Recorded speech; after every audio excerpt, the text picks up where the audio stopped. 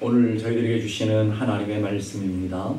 신약성 요한복음 20장 19절에서 21절까지의 말씀 보겠습니다. 신약성경 요한복음 20장 19절에서 21절까지의 말씀, 제가 한 절, 여러분이 한 절 한 절씩 교독합니다. 이날 곧 안식 후 첫날 저녁에 제자들이 유대인들을 두려워하여 모인 곳에 문들이 닫혔더니 예수께서 오사 가운데 서서 이르시되 너희에게 평강이 있을지어다. 이 말씀을 하시고 손과 옆구리를 보이시니 제자들이 주를 보고 기뻐하더라. 다같이 예수께서 또 이르시되 너희에게 평강이 있을지어다. 아버지께서 나를 보내신 것 같이 나도 너희를 보내노라. 아멘. 우리 옆에 분들과 함께 인사를 나누십시다. 샬롬, 주님의 평강이 함께하길 바랍니다. 샬롬이라는 뜻은 주님의 평강이라는 뜻이죠. 그 샬롬이, 그 하나님의 평강이 여러분의 삶 가운데 충만하게 채워지는 은혜가 있기를 주님의 이름으로 축복합니다. 한국의 속담에 보면 이런 속담이 있죠. 자라보고 놀란 가슴, 소뚜껑 보고 놀란다고. 우리 진짜 실제는 아닌데 정말 놀랬던 사람들은 우리 인생의 실제가 아닌 것을 보면서도 놀라는 것, 이게 우리들의 심령이 아닌가 생각이 들어요. 부활하신 주님께서 부활하신 후 제자들을 첫 번째로 찾아가시는 장면이 오늘 우리가 읽은 본문인데, 주님이 제자들을 찾아갔을 때의 장면이에요. 19절 보십시다. 이날 곧 안식 후 첫날 저녁에 제자들이 유대인들을 두려워하여 모인 곳의 문들을 닫았더니, 바로 자라보고 놀란 가슴, 소뚜껑 보고 놀란다고 하는 제자들의 모습, 그 제자들의 모습이 바로 오늘 본문의 모습이라는 거예요.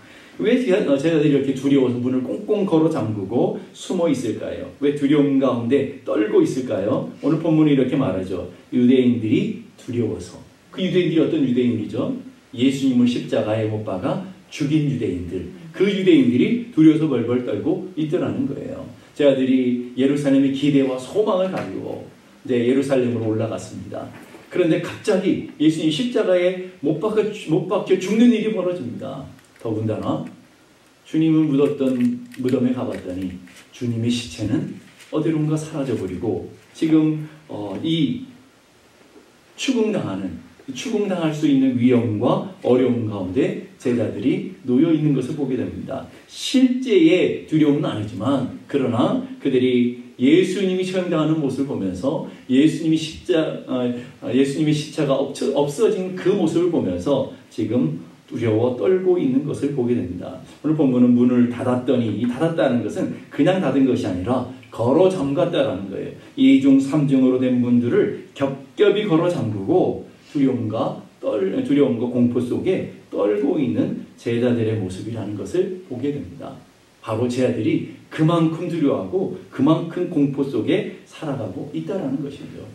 참 놀라운 것은 지금 예수님의 부활을 경험한 막달라 마리아가 제자들에게 와서 이미 예수님이 살아나셨다, 내가 그 예수님을 만났다 라고 하는 소식을 들었어요. 그걸 어떻게 알 수 있냐면 그 일은 새벽에 일어났고요. 그리고 오늘 우리가 읽은 본문은 안식 후 첫날 저녁이라고 못 박아두고 있어요. 이미 소식을 들었고요. 예수님의 부활을 알고 있는데, 알고 있는 것과 믿는 것은 다른 차원이라는 것을 제자들의 모습을 통해서 보게 되는 거예요. 우리는 알고 있으면 그것이 믿음이라고 생각하는데, 아는 것과 믿음은 완전히 다른 것을 오늘 현실 속에 제자들의 모습을 통해 보여주고 있는 것이죠. 실제로 예수님을 만나고 부활을 경험했던 막달라 마리아는 밖에 나가서 예수님이 살아나셨다라고 증거하며 부활을 증거하고 있는데, 정작 예수님의 제자들은 문을 걸어 잠그고 2중 3중으로 문을 걸어 잠그고 지금 꽁꽁 숨어서 두려움과 공포 가운데 떨고 있다는 거예요. 무슨 차이일까요? 부활하신 주님을 만났느냐, 만나지 못했느냐, 믿음을 갖고 있느냐, 믿음을 갖지 못하고 있느냐, 이 차이라는 거예요. 오늘 많은 성도들도 교회 안에 있습니다. 교회 안에서도요, 인생의 여러 가지 문제와 환난과 고난 때문에 두려워 벌벌 떠는 사람이 있는가 하면, 똑같은 문제가 있어도, 똑같은 고난이 있어도 담대하게 살아가는 믿음의 삶을 이겨내가는 그런 삶을 살아가는 사람들이 있더라는 거예요. 왜 이렇게 갈라지는 걸까요? 한 부류의 사람들은 하나님의 살아계심과 하나님이 우리 가운데 역사하시는 것을 온전히 믿기 때문에 고난이 없어서가 아니라, 인생에 문제가 없어서가 아니라 그 고난보다 더 크신 하나님, 문제보다 훨씬 더 크신 하나님을 믿기 때문에 그 믿음을 가지고 담대하게 살아가지만, 교회 열심히 다니고 기도하는 것 같아도 그 살아계신 하나님을 만나지 못한 사람들은 오늘 제 아들처럼 두려워 벌벌 떨게 되는 것을 보게 됩니다. 그런 제자들을 주님이 찾아와 만나 주셨고요.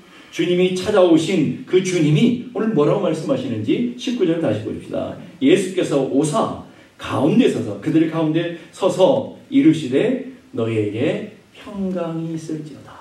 너희들에게 두려움과 공포 가운데 떨고 있는 너희들에게 하나님의 평강이 있기 원한다. 하나님의 샬롬이 있기 원한다. 라고 축복하시고 계시죠. 다음에 21절 보니까 예수께서 또 이르시되, 여기에 또라는 단어가 중요해요. 한 번 말씀하신 것이 아니라 또 말씀하셨어요. 너희에게 평강이 있을지어다. 너희에게 평강이 있을지어다라는 말을 좀 바꾸면 믿음을 가지라는 거죠. 두려워하지 말라라는 거예요. 두려워하지 말고 하나님 주신 은혜 안에서 평안을 누리는 삶을 살라라고 이야기하고 있습니다.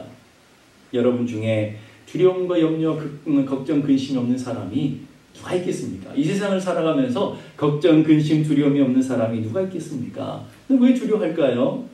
실패할까봐, 사람들이 나를 욕할까봐, 질병의 인생의 문제들이 나에게 닥칠까봐, 경제적인 어려움이 닥칠까봐, 실제 지금 있는 건 아니지만 그런 두려움들 때문에 오늘 건강의 문제로는 사고에 대한 두려움, 실패에 대한 두려움, 고독에 대한 두려움, 크고 작은 이런 두려움들이 우리를 사로잡을 수 있기 때문에 우리는 걱정하며 염려하는 것이죠.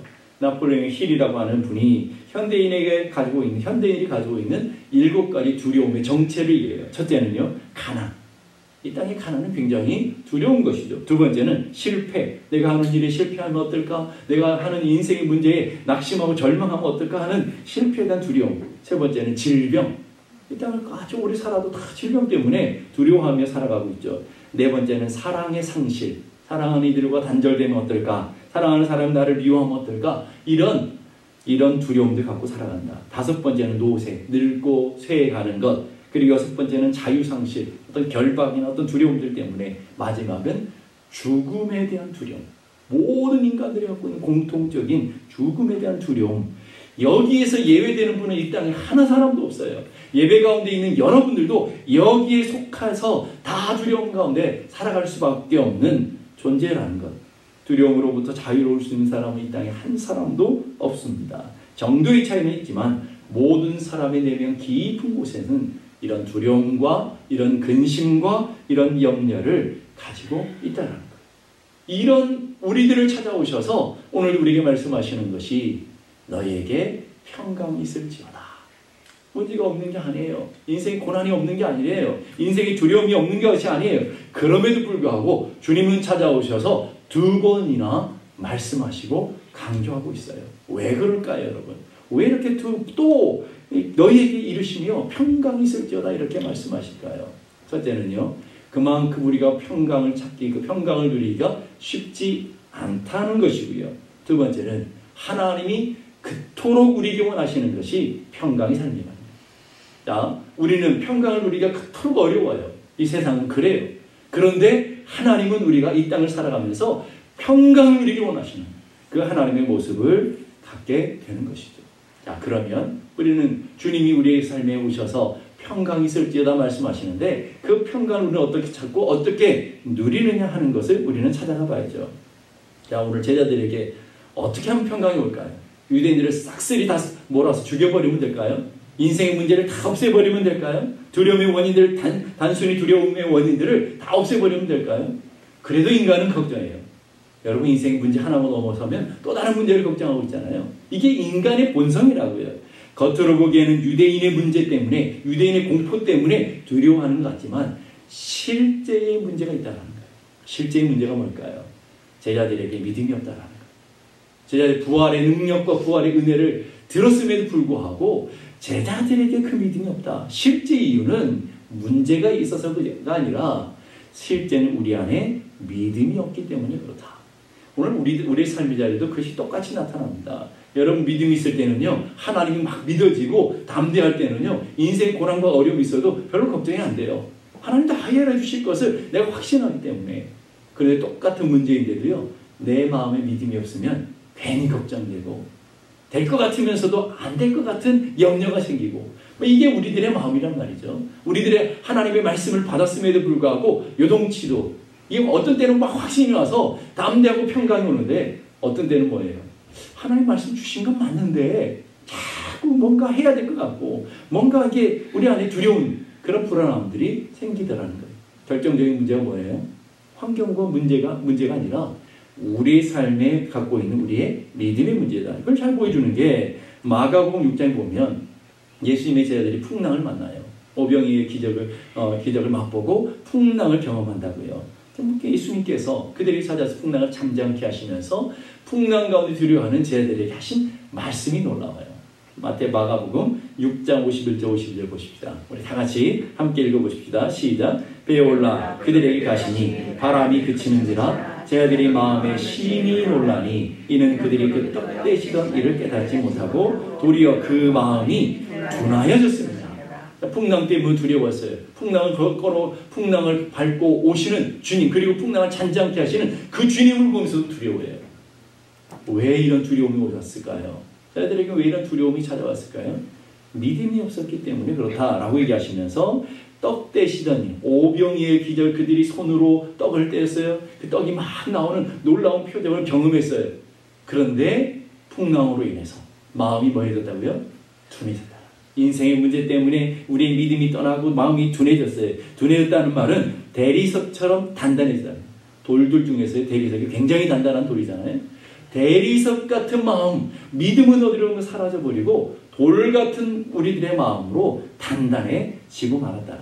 자, 그러면 지금 문을 걸어 잠기고 고통 가운데 두려움에 벌벌 떨고 있는 제자들의 문제는 유대인들의 문제가 아니라 마음이 둔해져서 예수님이 행하셨던 수많은 기적들, 예수님이 행했던 수많은 능력, 하나님 살아계시고 하나님 우리와 함께 하시는 그 능력 잃어버린 마음의 둔함 때문에 나타나는 것이라는 것을 보게 되어지는 것이죠. 또 마태복음 14장 풍랑을 걸어오시는 예수님의 모습, 마가복음엔 6장이라고 한다면 마태복음 14장에는 풍랑 만난 제자들의 모습을 보여주면서 한 가지 이야기를 거기다 더 붙여요. 풍랑을 걸어오시는, 풍랑을 밟고 걸어오시는 예수님을 보면서 베드로가 반응을 하죠. 얼마나 부러웠겠어요. 그래서 자기도 한번 바다 위를 한번 걸어보고 싶어서 주님께 요청하죠. 나를 오라 하셔서 풍랑이 있는 이 바다를 한번 걸어보게 해주십시오. 그랬더니 예수님이 뭐라고 합니까? 오라 그러세요. 그랬더니 베드로가 그 무리를 걸어간단 말이죠. 참 중요한 것은 베드로 그 무리를 걸었다는 거예요. 풍랑이 일렁거리고 바람이 부는 그 바다를 위를 걸었단 말이죠. 누가요? 베드로가 말이에요. 근데 그 똑같은 바다에 베드로가 빠져요. 성경은 뭐라고 그러냐면 바람을 보고 무서워 빠져가는지라. 무서움이 생겼어요. 믿음이 사라지고 무서움이 베드로를 붙잡게 되니까 결국은 똑같이 걸었던 그 바다에 똑같이 빠져버린다는 말이죠. 다른 바다가 아닙니다, 여러분. 베드로가 잔잔한 바다를 걸었다가 풍랑 있는 바다에 빠진 게 아니라 똑같은 바다를 걸었었다고요. 언제요? 믿음을 가지고 주님을 바라보고 주님이 주시는 약속의 말씀을 경청하고 나아갔을 때는 담대하게 그 바다를 걸었어요. 주님 보이지 않고 바람이 보이고 믿음은 없고 내 삶의 염려와 근심이 다가올 때는 그 바다에 빠지게 된다는 거예요. 뭐가 문제일까요, 여러분? 오늘 성경은 이렇게 말해요. 마태복음 14장 31절 보십시다. 주님이 그 베드로에 빠져있는 베드로를 일으키시면서 하신 말씀의 정답이 나와요. 자, 31절 다 같이 보십시다. 시작. 예수께서 즉시 손을 내밀어 그를 붙잡으시며 이르시되 믿음이 작은 자여 왜 의심하느냐. 문제가 뭐였다고요? 풍랑의 문제가 아니라 베드로의 믿음의 문제였으며 베드로의 의심의 문제였다. 이렇게 얘기하는 거예요. 자, 이걸 오늘 우리들의 삶의 자리에 적용해 보십시다. 여러분이 살아가는 세상은 잔잔한 세상이 아닙니다, 여러분. 여러분이 살아가는 세상은 여러분을 막 환호해주고 여러분이 원하기만 하면 물질을 주고 여러분이 원하기만 하면 막 인생의 문제가 척척 해결되는 그런 세상이 아닙니다. 여러분이 걸어가야 될 세상은 오늘 베드로가 걸었던 세상과 똑같아요.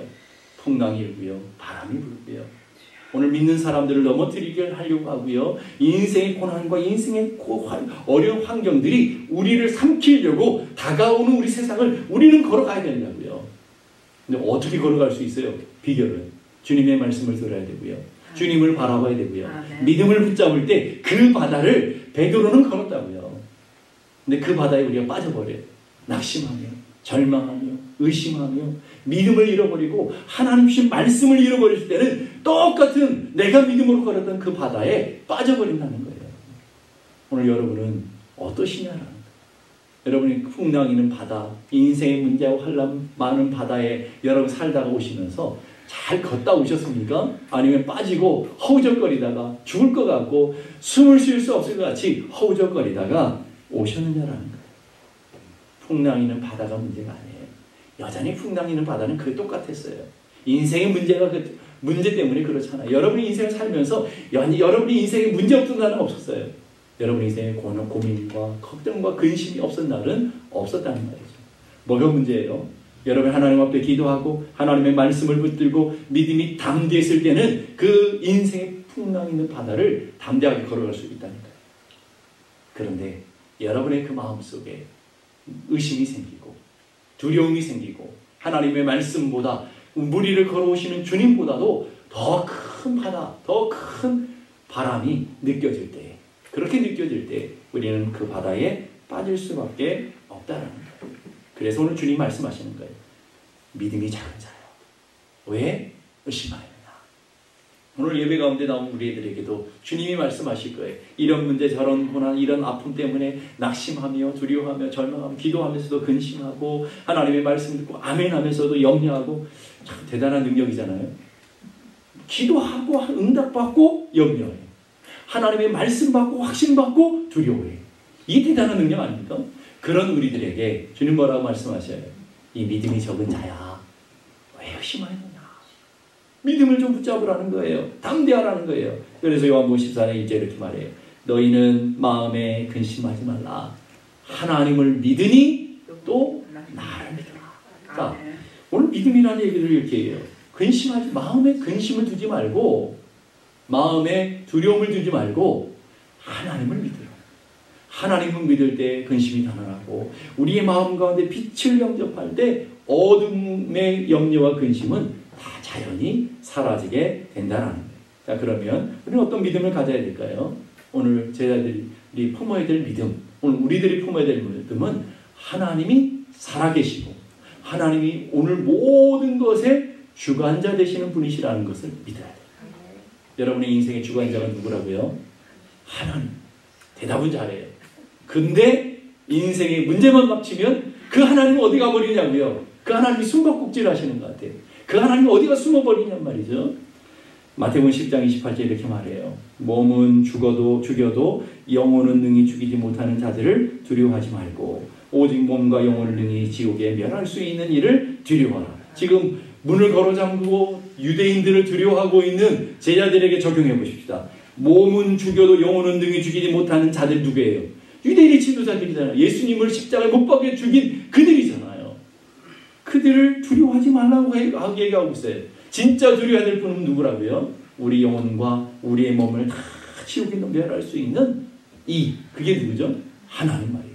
하나님을 두려워하면 유대인들이 두렵지 않다는 말이죠. 반대로 유대인을 두려워할 때에 하나님 보이지 않기 때문에 하나님을 보이지 않기 때문에 두려워하게 된다. 그러면서 마태복음 10장 29절에는 이렇게 말해요.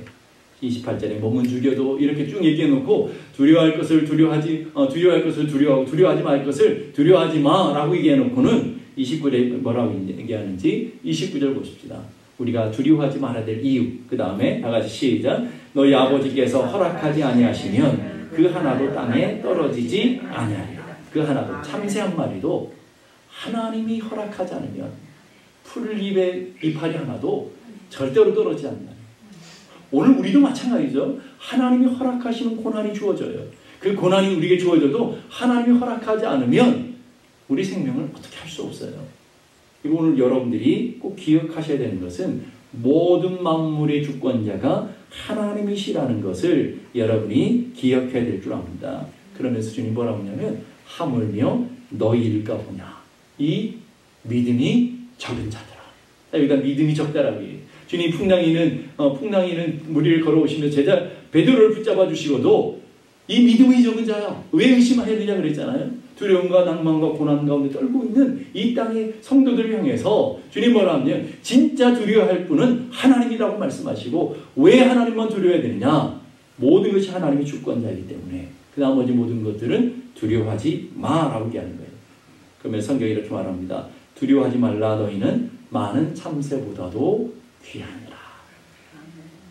우리는 참새보다 귀하다고요. 그 믿음을 가지시기 바랍니다. 하나님이 여러분을 얼마나 사랑하시는지, 하나님이 여러분을 얼마나 귀하게 존귀하게 여기시는지 여러분 그 믿음을 갖기를 원하고요.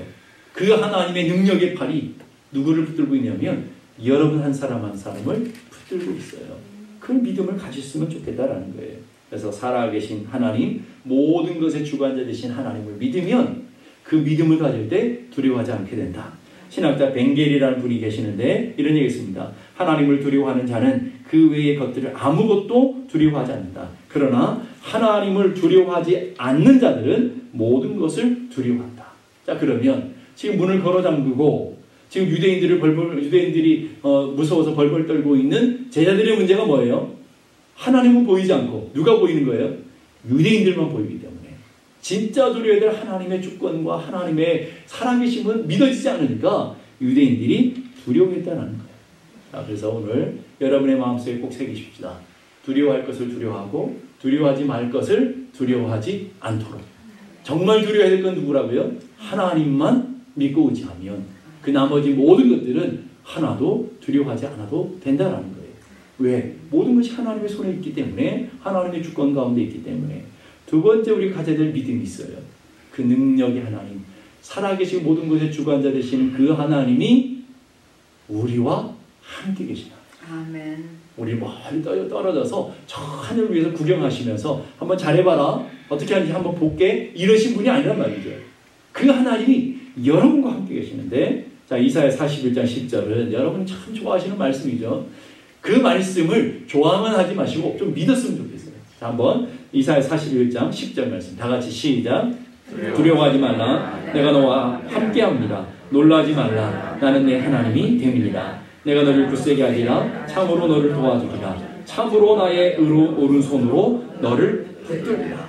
여기 5가지 얘기하고 있어요. 두려워하지 말라. 놀라지 말라. 다 똑같은 말이잖아요. 두려워하지 말라는 오늘 주님이 제자들이 오셔서 너에게 평강이 있을지어다 말씀과 똑같은 말씀이에요. 두려워하지 말고 평강을 누려야 되는 5가지 이유예요. 5가지 이유입니다. 첫째는 다시 보세요. 이사야 41장 10절 보니까 두려워하지 말라. 첫째가 뭐예요? 내가 너와 함께합니다. 내가 너와 함께하고 있다. 두 번째는 나는 너의 하나님이다. 믿습니까? 하나님은 아브라함의 하나님, 이삭의 하나님으로 끝나는 게 아니라 하나님 구체적으로 얘기하잖아요. 하나님, 나는 너의 하나님이야. 여러분들에게는 하나님 누구의 하나님이라고요? 너의 하나님 이렇게 얘기하시면 안 되고 나의 하나님이라고 얘기하죠. 나의 하나님이다. 세 번째는요. 내가 너를 굳세게 하겠다. 누구를요? 나를 굳세게 주겠다. 자, 네 번째는 참으로 너를 도와주겠다. 다섯 번째는 참으로 나의 의로운 오른손으로 너를 붙들겠다. 믿습니까? 얼마나 안 믿었으면 이렇게 5번이나 얘기했어요. 하나님, 내가 너와 함께 하겠다 그러면 이 모든 게 다 포함된 거잖아요. 그러니까 이 모든 걸 포함되는 거 별로 안 믿어지니까 아주 구체적으로 내가 너와 함께 하느니라. 나는 너의 하나님이야. 그렇게 얘기하시면서 내가 너를 붙들어줄게. 내가 너를 도와줄게. 내가 너를 굳세게 해줄게. 이렇게 말씀하시는 거죠. 여호수아 1장 9절에 이렇게 말합니다. 내가 내게 명한 것이 아니냐. 마음을 강하게 하고 담대하라. 여호수아에게 말해. 두려워하지 말며 놀라지 말라. 내가 어디로 가든지 내 하나님 여호와가 함께 하시느니라. 그 하나님이 함께 하시는 줄로 믿습니까? 아멘. 교회에서는 함께 하는 줄 알아요. 집에만 가면 그 하나님 숨어 계시다니까요. 인생의 문제 앞에만 가면 그 하나님 어디 사라져버린다니까요. 여러분, 그 하나님은 여러분과 함께 하시는 분이시라는 것을 믿을 수 있기 바랍니다. 여러분의 가정에도 함께 하시고요. 여러분 환난과 고난 많은 세상에도 함께 하시고요. 여러분의 직장 가운데도 함께 하시고요. 문제가 많은 인생의 고통 가운데도 하나님이 함께 하시는 것. 평안이라는 헬라 에이레네라는 말은 하나님의 평강이란 샬롬이라는 뜻도 있어요. 근데 거기에는요, 또 놀라운 뜻이 있어요. 결합되다, 연결되다라는 뜻도 있어요. 자, 여기에는 평안이 어디 있는지 알아요. 평강은요, 하나님과 내가 연결되어졌을 때, 하나님과 내가 연합되어졌을 때 누리는 것이 평강이라는 것을 가르쳐주고 있어요. 오늘 우리가 찬양한 것처럼 평화로다. 하늘 위에서 내려오는 평강인데, 하늘 위에서 내려오는 평강이 그 하나님과 내가 연결되어 있으면 내가 누리고 있는. 자, 그럼 우리 안에 평강이 없다는 말은 오늘 뭐가 문제라는 말이에요? 하나님과 내가 단절되어져 있고 끊어져 있다는 것을 증거하고 있다는 거예요. 자, 그걸 잘 보여주는 게 사도행전 16장에 보면 바울과 실라가 복음을 증거하다가 귀신 들린 자를 고쳐버렸어요. 그랬더니 귀신 들린 자를 고친 일은 좋은 일이잖아요. 귀신 들린 자를 고쳐버렸는데 그 주인이 자기의 이익이 사라진 걸 알고는 이 바울과 실라를 고소해서 감옥에 갖다 넣었어요. 감옥에 갖다 넣었다는 것은 그냥 곱게 양반님들 모시듯이 감옥에 넣지는 않았을 거라고요. 당시의 배경은. 엄청 많이 때리고 많은 고난을 주고 그리고 많은 고문과 매맞고 그런 상태에서 감옥에 들어가 있을 거라고요. 그런데 그 베드로가 뭘 하고 있다고요? 그 밤에 뭘 하고 있어요? 하나님을 찬양하고 있단 말이죠. 아니, 여러분 생각해 보세요. 지금 죽을지도 몰라요. 잡혀갔으면 죽을지도 모르는 그 절대 전망의 순간에 하나님을 찬양하고 있어요. 어디서 나타나는 능력일까요? 어디서 나타나는 힘일까요? 사도 바울은 하나님과 연결됩니다. 하나님의 평강을 누리고 있기에, 하나님의 은혜를 누리고 있기에 그 속에서 찬양하는 거예요. 베드로도 마찬가지죠. 베드로도 복음을 증거하다 감옥에 결박되었어요. 그 절대 극한 상황 아니겠습니까? 그 극한 상황, 죽음이 내 앞에 있는 그 상황에서 베드로는 뭘 하고 있어요? 깊은 잠을 자고 있어요. 얼마나 깊은 잠을 잤는지 여러분, 그런 상황에서는요, 헛기침만 해도 벌떡 일어나야 되잖아요. 무서워서. 얼마나 깊이 자고 있는지 천사가 와서 큰 데로도 깨어나지 못하는 그런 깊은 잠을 자고 있더라는 것이죠. 아니, 어디서 나타나는 평강일까요, 여러분? 어디서 나타나는 평강이에요? 여러분, 아무도 깨우지 않는데 잠을 못 자잖아요. 두려워서, 불안해서 잠을 못 자는 분들이 많잖아요. 감옥 안에서 죽음의 위기 앞에서 베드로는 이렇게 깊은 잠을 자고 있다.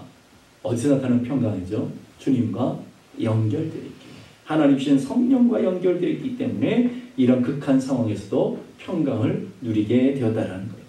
자, 오늘 우리 인생의 문제는 유대인의 문제가 아닙니다. 우리 닥치는 인생의 풍랑이 문제가 아닙니다. 우리 앞에 있는 경제적인 어려움, 자녀들의 문제, 가정의 어려움의 문제가 아니라 우리 안에 믿음이 없기 때문에, 주님을 의심하기 때문에 살아 역사하시는 하나님, 오늘도 우리와 함께 하시는 그 하나님이 믿어지지 않기 때문에 나타나는 두려움과 염려라는 거예요. 그 평강은 어떻게 찾는다고요? 그 하나님을 붙들 때, 우리 안에 믿음을 회복할 때. 그래서 요한복음 16장 30절에 이렇게 말합니다. 이것을 너에게 이르는 것은 너희로 내 안에서 평안을 누리게 하렵니다. 평안이라는 에레네가 하나님과 연결되었다라는 거잖아요. 그래서 내 안에 있어야 누리는 평강을 누리게 합니다. 오늘 여러분들이 세상 가운데서도 주님 안에 거함으로, 가정에서도 주님 안에 거함으로 그 평강을 누리는, 평강 회복된 삶을 살아가는 놀라운 축복이 일어나기를 주님의 이름으로 축복합니다. 험한 세상, 고난이 많고 인생에 문제가 많은 두려움과 염려와 근심이 우리를 사로잡도록 풍랑으로 다가오는 세상을 우리는 살고 있습니다. 염려가 없어서, 근심이 없어서, 두려움이 없어서 두려워하지 말아라는 것이 아니라 그 가운데서도 모든 것의 주인 되시고 모든 것을 통치하시는 그 하나님이 나의 하나님 되시고, 그 하나님이 오늘도 나를 붙들고 계시고, 그 하나님이 오늘도 나와 함께 계시는 분이시기에 그 믿음으로 담대하게 평강을 누리며 살아가는 여러분 모두가 되기를 주님의 이름으로 축복합니다. 기도하겠습니다. 이 시간 우리 함께 다 같이 기도하실 때, 하나님 오늘도 주 안에서 평강을 누리게 해주옵소서. 인생의 풍랑과 고난과 환난에 인생의 문제가 닥친다 할지라도 낙심하며 절망하는 것이 아니라 하나님이 모든 것의 주권자 되심을 믿고 의지함으로, 그 하나님 오늘도 우리와 함께 계시는 분이신 것을 믿고 의지함으로 참 평강과 참 은혜를 누리는 저희 모두가 되게 하여 주시옵소서. 한 주간을 살아가는 동안도 하나님의 평강으로 우리의 마음과 생각을 주장해 주셔서 온전히 주의 은혜 안에 살아가는 저희 모두가 되게 해 주옵소서. 우리 함께 다 같이 기도하겠습니다.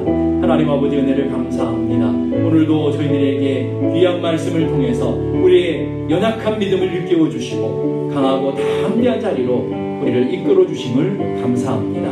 하나님 아버지의 믿음의 눈을 들어 주님을 보게 하여 주시고 하나님의 통치와 하나님의 주권을 온전히 인정하는 믿음을 허락해 주시고 그 하나님이 우리와 함께 계심을 믿고 의지함으로 강하고 담대할 수 있도록 은혜에 더하여 주시옵소서.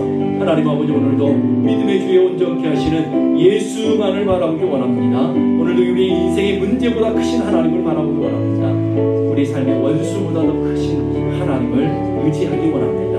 그 하나님 의지함으로 그 하나님 바라보고 주님의 주시는 평강을 누리게 하여 주옵소서.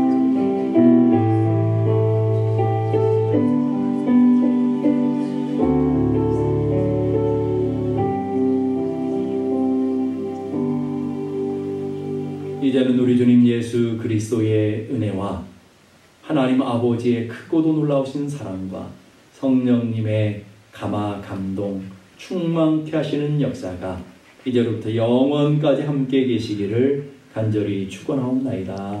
아멘.